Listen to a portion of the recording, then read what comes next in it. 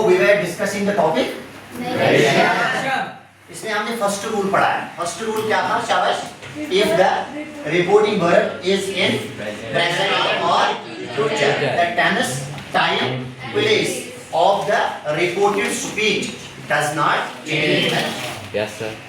I have given various examples, मैंने आपको दे दी उसमें, है ना? Automatically said to को मैंने आपको बोल दिया कि ये told में change होता है। That was rule number 1. That was rule number 1. इसमें आप डिफरेंट एग्जाम्पल्स बना सकते हो अपनी एग्जाम्पल्स प्रैक्टिस बुक में जाके, है ना, बुक्स में जाके, है ना, go to the YouTube extra, जहाँ पे भी आपको कहीं से कोई चीज़ मिल रहा है related to that very particular rule, और आप डिफरेंट एग्जाम्पल्स दे सकते हो, और डिफरेंट एग्जाम्पल्स को प्रैक्टिस करने के बाद आपको ऑटोमेटिकली समझ आएगा कि कहाँ पे मुझे प्रेजेंट टेंस और फ्यूचर टेंस को चेंज करना है या नहीं करना है। Are you getting me? Yes. तो इसके बगैर मैंने आपको बताया कि reported speech and reporting speech में मैंने आपको डिफरेंस बता, वो भी क्लियर है आपसे। अब जो है लास्ट सेकंड रूल जो है, सेकंड वन रूल क्या है? रूल नंबर सेकंड बोल रहा है कि if the reporting verb is in past tense. Rule 1 क्या था? If the reporting verb is in present tense और फ्यूचर टेंस, अगर आपका रिपोर्टिंग वर्ब प्रेजेंट में है या फ्यूचर में है, तब जाके रिपोर्टेड स्पीच चेंज नहीं होता। That is rule number 1। Again rule है चेंज। फिर से रूल दूसरा जो रूल है वो बोल रहा है कि अगर अब आपका रिपोर्टिंग स्पीच, फिर से कह रहा है रिपोर्टिंग स्पीच याद रखिए, रिपोर्टिंग स्पीच पहले किसने बोल रहा था? प्रेजेंट में। अब किसने बोल रहा है? Past. Rule first was when the reporting speech is in the present और the future tense. Now rule है चेंज। सेकंड रूल क्या कहता है कि अगर आपका रिपोर्टिंग स्पीच किसमें है? पास्ट टेंस में। समझ आया?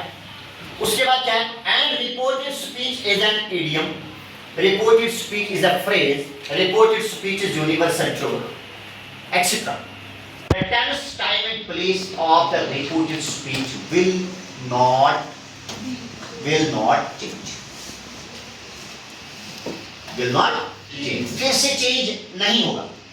जैसे मैंने आपको बता दिया कि रिपोर्टिंग स्पीच अगर प्रेजेंट में है या फ्यूचर में है, रिपोर्टेड स्पीच तो चेंज नहीं होगा। सिंपल है। अब मैं सेकंड रूल बता रहा हूं कि अगर आपका रिपोर्टिंग स्पीच पास्ट में और आपका रिपोर्टेड स्पीच क्या हुआ? फ्रेज क्या है? फ्रेज। आपका रिपोर्टेड स्पीच क्या है? इडियम। कहा आपका रिपोर्टेड स्पीच क्या है? शाबाश। हिस्टोरिकल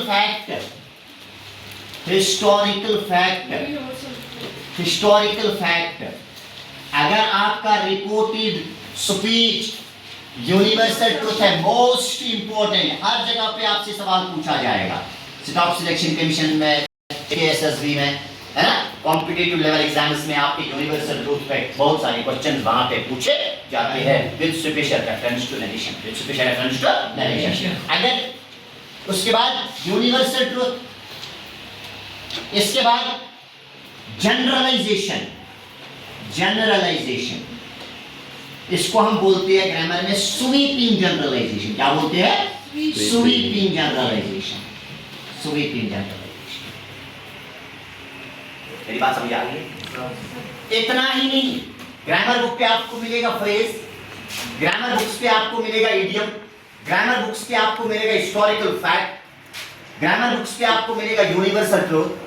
ग्रामर बुक्स पे ये मिलने वाली चीज नहीं, कहीं से भी ग्रामर बुक लेके आ जाओ, ये सारी चीजें आपको मिलने वाली नहीं है, क्योंकि 7th में या 8th में आपको इतना ही बताया जाता है कि फ्रेज होनी चाहिए, इडियम होगा, हिस्टोरिकल फैक्ट होगा, यूनिवर्सल ट्रुथ होगा, तो उसके बाद जो रिपोर्टेड स्पीच है दैट डजंट चेंज। बस इतना ही। कंफ्यूजन कहां पे क्रिएट हो जाता है? देखो, यहां पे मैं आपसे फ्रेज पूछूंगा एग्जाम में, यहां से मैं आपको इडियम पूछूंगा, यहां से मैं हिस्टोरिकल फैक्ट पूछूंगा, यहां पे मैं आपको यूनिवर्सल ट्रुथ पूछूंगा। ये तो इजी है। 8th में, 9th में, 10th में इतना तो आपसे पूछा जाएगा। लेकिन जब आप 10th के बाद जाओ, कोई भी कॉम्पिटेटिव वर्ल्ड में, कंपटीशन में जब आप बैठोगे, वहां पे उसको पता होता है कि ये रूल उतना टफ नहीं है। फ्रेज ऑलरेडी बच्चों ने सुना होगा, इडियम के बारे में बच्चों ने सुना होगा, हिस्टोरिकल फैक्ट के बारे में बच्चों ने सुना होगा, यूनिवर्सल ट्रुथ के बारे में भी सर ने ऑलरेडी ये सारी चीजें क्या बता दी। एग्जाम में कहां पे ब्रेन टीजिंग क्वेश्चन पूछता है वो मैं आपसे क्लियर करने की कोशिश कर रहा हूं, जहां से आपसे सवाल पूछा जाएगा। दैट इज व्हाई मैं आपको बोल रहा हूं कि जो चीज आप लिख रहे हो, है ना, इसकी कॉपी जो है ना, इसको अच्छे से बना के रखो, है ना, अच्छे से नोटिस बना के रखो, ताकि जब आप आगे बढ़ोगे 10, 11, 12, है ना, आप तो ये जहां तक आप एकेडमिक लेवल आप चलाने जा रहे हो, तो वहां तक आपको ये ग्रामर कॉपी क्या आएगी, है ना, क्योंकि ग्रामर बुक्स पे, बहुत सारी ग्रामर बुक्स पे आपको कुछ चीजें मिलने वाली नहीं है, जिसमें वन जो है वो क्या है, generalization, sweeping generalization, sweeping generalization. Number 2, present routine, present routine, Farhan, present routine. Farhan, और कौन था तुम्हारे साथ जो ये प्लेटफॉर्म पे ROUTIN ग्रामर बुक पे 3 पॉइंट्स ऐड किए गए हैं। क्लास पहले था, मैं वापस दोबारा ग्रामर बुक पे आपको 2, 3, 4 पॉइंट्स आपको मिलेंगे, समझ में आ रही बात, लेकिन एक्स्ट्रा में आपको देने जा रहा हूं जो चीज आपके काम आएगा। ये नहीं पूछा जाएगा, ये नहीं पूछा जाएगा, पूछा जाएगा, क्योंकि एग्जामिनर को पता होता है कि इसने ग्रेजुएशन कंप्लीट किया है, इसका एमफिल कंप्लीट है, इसका एमए कंप्लीट है। अब इसको इतना तो पता होगा, रिपोर्टेड स्पीच, रिपोर्टिंग स्पीच, ये तो उसको पता ही होगा। वो क्वेश्चन कहां पे पूछता है, वो जनरलाइजेशन में, स्वीपिंग जनरलाइजेशन में क्वेश्चन पूछता है। वो आपसे क्वेश्चन पूछेगा तो प्रेजेंट रूटीन में पूछेगा, वो आपको क्वेश्चन पूछेगा तो पास्ट रूटीन में पूछेगा, वो आपको क्वेश्चन पूछ सकता है तो हिस्टोरिकल फैक्ट में क्वेश्चन पूछ सकता है, वो आपको क्वेश्चन पूछेगा तो यूनिवर्सल ट्रुथ में क्वेश्चन पूछ सकता है। लेकिन जो मैक्सिमम चांसेस है वो यहाँ पे जनरलाइजेशन, पास्ट रूटीन है, प्रेजेंट रूटीन में आपसे ज्यादा सवाल पूछे जाएंगे। And at the competitive JKSSB staff selection commission जितने भी एग्जाम्स हो रहे हैं वो यहाँ पे आपसे क्वेश्चन पूछते हैं। और यही तो है ना, दैट मींस कि जब आप लास्ट में आपको जॉब के लिए कहीं ना कहीं पे आपको 2, 3, 4 ऑब्जेक्टिव्स नरेशन पे आ जाते हैं। एंड आई होप कि जितना मैं आपको बताने की कोशिश करूंगा उन सारे रूल्स को आप अच्छे से पढ़ोगे।